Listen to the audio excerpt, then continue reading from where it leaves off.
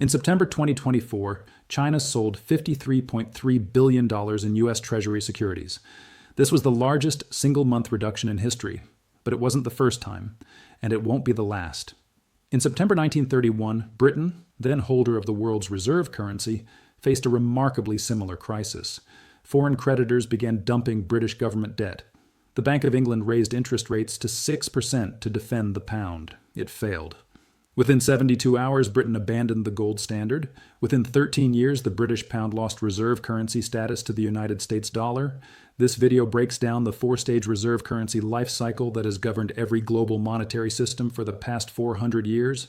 From the Dutch guilder in the 1600s to the British pound from 1918 to 1944 to the Bretton Woods dollar from 1944 to 1971. Using verifiable central bank data and historical records, we'll show you exactly where the US dollar is in this cycle and what the Stage 3 to Stage 4 transition has looked like in every previous reserve currency collapse. Every reserve currency in recorded history has followed the same four-stage life cycle. Stage 1. Adoption through strength. This is when a nation becomes the reserve currency through genuine economic dominance. They have the largest productive economy. They run trade surpluses, meaning they export more than they import. Their currency is backed by gold or other tangible assets. Other nations voluntarily hold this currency because it's the most reliable store of value and medium of exchange. This stage typically lasts 25 to 30 years. Stage 2. Dominance through debt. The reserve currency nation now maintains its status through military and political power rather than pure economic strength. Trade surpluses turn into trade deficits. They begin importing more than they export. Government debt grows, initially at manageable levels. This is often driven by military expenditures, Britain in World War I, America in Vietnam and the Cold War. Other nations continue using the currency, but now it's more about the lack of alternatives than genuine confidence. This stage typically lasts 25 to 35 years. Stage 3, crisis of confidence. Debt accumulation reaches critical levels. Foreign holders begin to question whether they'll be repaid in currency that maintains its value. They start reducing their exposure, selling the reserve currency, buying alternatives. The central bank must actively defend the currency, raising interest rates, selling gold reserves, making public statements of confidence. But these defensive measures often accelerate the crisis rather than resolve it. This stage typically lasts 10 to 20 years, but the final crisis, the break from Stage 3 to Stage 4, often happens very quickly, sometimes in days, sometimes in months, rarely longer than 2 to 3 years once the acceleration begins. Stage 4, replacement. A new system emerges. Sometimes it's a single new reserve currency. Sometimes it's a multipolar system with several currencies sharing reserve status. There's typically a transition period, chaotic or managed, lasting 5 to 15 years. The former reserve currency doesn't disappear. Britain still uses pounds. The dollar didn't vanish in 1971, but the dominance ends. The privilege of printing money that other nations must hold, that ends. These four stages are not a theory. They are not a prediction. They are an observed pattern, repeated across 4 centuries and 3 major reserve currency transitions. Now let's examine exactly how this played out in the most relevant historical example, the British pound from 1918 to 1944. In 1918, at the end of World War I, the British pound was the world's dominant reserve currency. 70% of international trade was settled in pounds sterling. Britain controlled the world's largest navy and the most extensive empire in human history. The pound was backed by gold at a fixed rate. 1 pound equaled 7.32 grams of pure gold. But World War I had been devastatingly expensive. Britain's war debt reached £7 billion, 130% of GDP. To finance the war, Britain had suspended the gold standard in 1914, allowing them to print money without gold backing. When the war ended, Britain faced a choice: return to the gold standard at the pre-war rate, or devalue the pound to match the amount of currency they'd printed. In 1925, Chancellor Winston Churchill made the decision Britain would return to gold at the old rate. This meant the pound was overvalued by approximately 10 to 15%. British exports became more expensive. Imports became cheaper. For the first time in decades, Britain began running trade deficits. Then came October 1929, the Wall Street crash. The global financial system began to fracture. European banks, heavily interconnected through debt, started to fail. May 11, 1931. Credit Anstalt, Austria's largest bank, collapses. The panic spreads to Germany. July 13th, 1931. Germany's Danet Bank fails. Germany declares a debt moratorium. They stop paying what they owe. Foreign creditors panic. If Germany isn't paying its debts, who else might default? They look at Britain.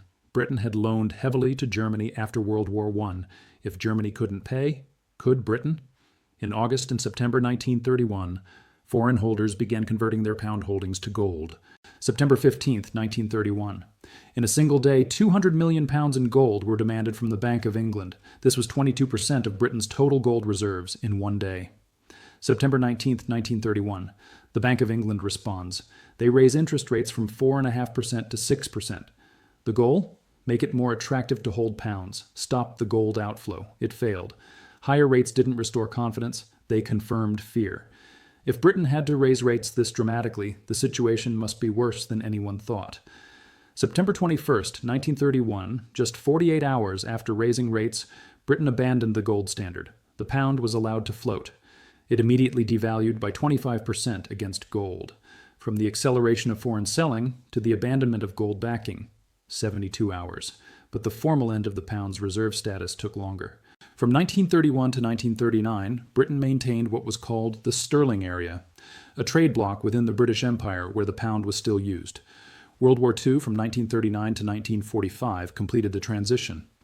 Britain depended on American Lend-Lease aid. By 1945, Britain owed the United States more than it could ever repay.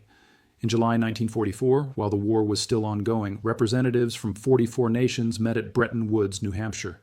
They designed a new international monetary system. The U.S. dollar, backed by gold at $35 per ounce, would become the world's reserve currency. From peak dominance in 1918 to formal replacement in 1944, 26 years. But the crisis, the moment when the system broke, took 72 hours in September 1931. Let's now examine the United States' first experience as a reserve currency nation, and why it had to reset the system in 1971. At the end of World War II, the United States held a unique position. The U.S. economy accounted for 50% of global GDP. America held 70% of the world's monetary gold. The Bretton Woods Agreement formalized what was already true. The dollar was the world's most stable currency. The system worked like this. The U.S. dollar would be backed by gold at $35 per ounce. Other currencies would be pegged to the dollar. If you held dollars, you could, in theory, convert them to gold at the U.S. Treasury.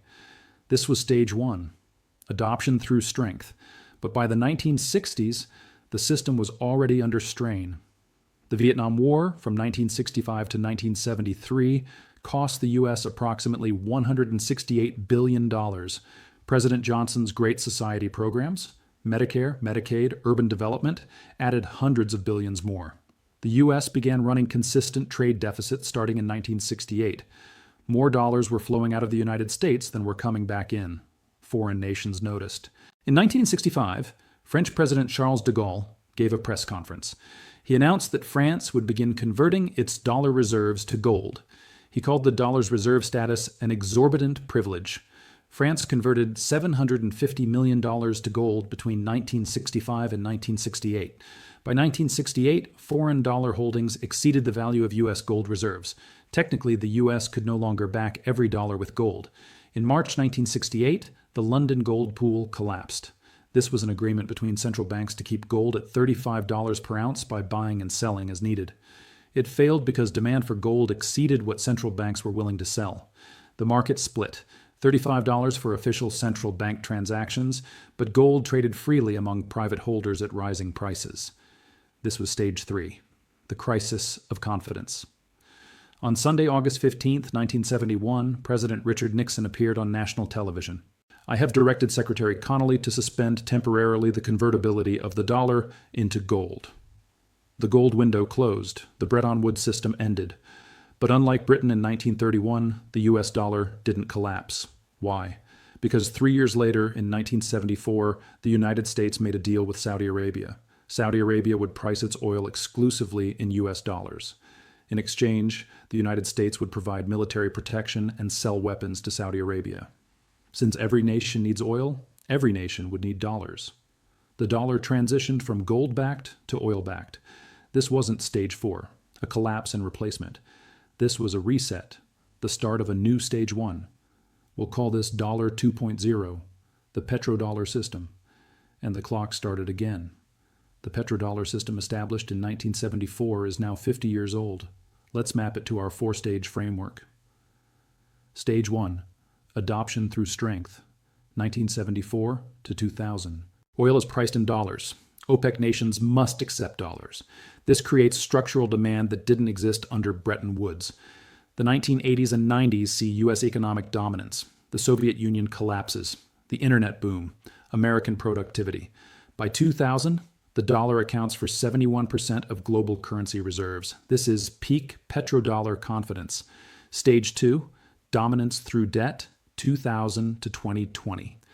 The wars in Afghanistan and Iraq cost approximately $8 trillion across 20 years. The 2008 financial crisis. The Federal Reserve's balance sheet explodes from $900 billion in 2008 to $4.5 trillion by 2015.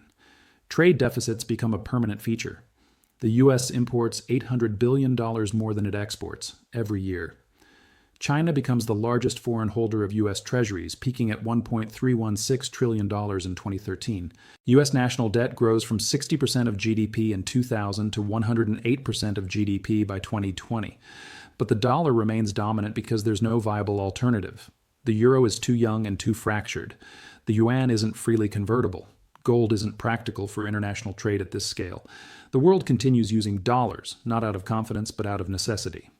Stage 3, crisis of confidence, 2020 to present. March 2020, the COVID-19 pandemic. The Federal Reserve prints $5 trillion in 18 months.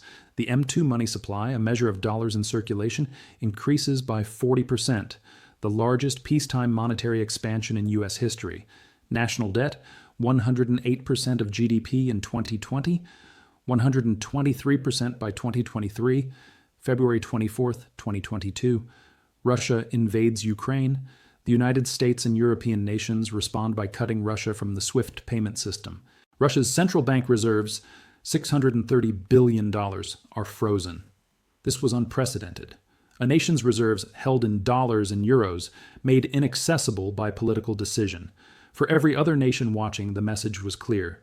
If you hold dollars, those dollars are conditional. They can be frozen, they can be seized, they are not truly yours. China noticed. From peak holdings of $1.316 trillion in 2013, China has reduced exposure every year. By September 2024, China holds $774 billion, a 41% reduction. September 2024 alone, China sells $53.3 billion in treasuries. This is the largest single-month reduction in history. August 2023, the BRICS summit in Johannesburg, South Africa. They discussed creating a gold-backed currency to settle trade between member nations. December 2023, Saudi Arabia allows China to purchase oil in yuan rather than dollars for the first time since the 1974 agreement. Central banks globally purchased 1,000 tons of gold in 2022, 1,037 tons in 2023. This is double the average annual gold purchases from 2010 to 2020. These are stage 3 indicators: foreign holders reducing exposure, seeking alternatives, central banks buying hard assets. Let's now directly compare September 1931 Britain to September 2024 United States. Britain in 1931, debt to GDP at 130%. United States in 2024, debt to GDP at 123%. Britain in 1931, foreign creditors dumped £200 million suddenly. United States in 2024, foreign holders have reduced $534 billion over 12 months, gradually but accelerating. Britain in 1931, gold standard backing suspended under pressure. United States in 2024, no backing, pure fiat currency. Britain in 1931, US dollar emerging as alternative. United States in 2024, BRICS and yuan system developing as alternatives. Britain in 1931, burdened by World War I debt. United States in 2024, Ukraine costs, potential Taiwan conflict, Middle East involvement. Britain in 1931, running trade deficits. United States in 2024, running a $773 billion trade deficit in 2023. Britain in 1931, 2 to 3 years in stage 3 before collapse. United States in 2024, 4 to 5 years in stage 3 so far. The parallels are striking. Debt levels nearly identical, both running persistent trade deficits, both facing rising military costs, both seeing foreign holders reduce exposure, but there are four critical differences that extend the timeline. 1. No immediate alternative. In 1931, the US dollar was ready. America had been building economic dominance for 30 years. In 2024, there is no single ready replacement. The yuan isn't fully convertible. The euro has its own structural problems. BRICS is a coalition, not a unified system. 2. Military dominance. Britain in 1931 was losing naval superiority. The US in 2024 still has the world's dominant military, though maintaining it is increasingly expensive. 3. Network effects. In 1931, the pound was only 40% of global reserves. The dollar today is 58% of reserves and 88% of foreign exchange transactions. That's enormous inertia. 4. Financial market depth. The U.S. Treasury market is $26 trillion, the deepest, most liquid bond market in history. There is simply no alternative of comparable size. These differences don't prevent Stage 4. They extend Stage 3. Britain's Stage 3 lasted 2 to 3 years before the September 1931 break. The U.S. entered Stage 3 in 2020. We are now in Year 5. If we follow the pattern, accounting for the dollar's structural advantages, Stage 3 could last another 3 to 5 years before the transition to Stage 4 accelerates. That would place the critical transition period somewhere between 2025 and 2030. What would Stage 4 look like for the dollar? Most likely, not a collapse, but a reset to multipolar currency system. The dollar remains important, but shares reserve status with the yuan, the euro, possibly a BRICS gold-backed unit, and perhaps digital alternatives. Just as the British pound didn't disappear in 1944, it remains Britain's currency today. The dollar won't vanish, but the privilege ends. The privilege of printing money that other nations must hold to engage in trade. That ends. The United States would have to fund its spending through actual economic production rather than currency creation. Budget deficits would become unsustainable. The U.S. remains a powerful nation, just as Britain remained powerful after 1944. But the free ride ends. This is not speculation about dollar collapse. This is pattern recognition based on 400 years of reserve currency transitions. China's $53 billion single-month Treasury reduction in September 2024 mirrors the September 1931 foreign dumping of British government debt. Britain raised interest rates. They tried to defend the pound. The system broke within 72 hours. The United States dollar has structural advantages Britain lacked. No immediate alternative. Military dominance, deeper financial markets, network effects. This extends Stage 3. But history shows it does not prevent Stage 4. Based on the British pound, from crisis in 1931 to formal replacement in 1944, and the Bretton Woods dollar, from crisis in 1968 to Nixon closing the gold window in 1971, the Stage 3 to Stage 4 transition typically takes 3 to 15 years once foreign dumping accelerates. We entered Stage 3 in 2020 with COVID money printing and the first signs of de-dollarization discussion. We are now in Year 5. If the pattern holds, and it has held for 400 years, the acceleration phase is approaching. China's September 2024 Treasury dump may be the equivalent of September 1931 for Britain, the moment historians will later identify as the beginning of the final transition. Understanding this cycle is critical for anyone navigating the global financial system over the next 5 to 10 years.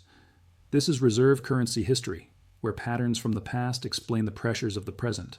In the next video, we'll examine the second Stage 3 indicator, why BRICS nations purchased over 2,000 tons of gold in 2 years, and what the 1968 London gold pool collapse teaches us about what happens next.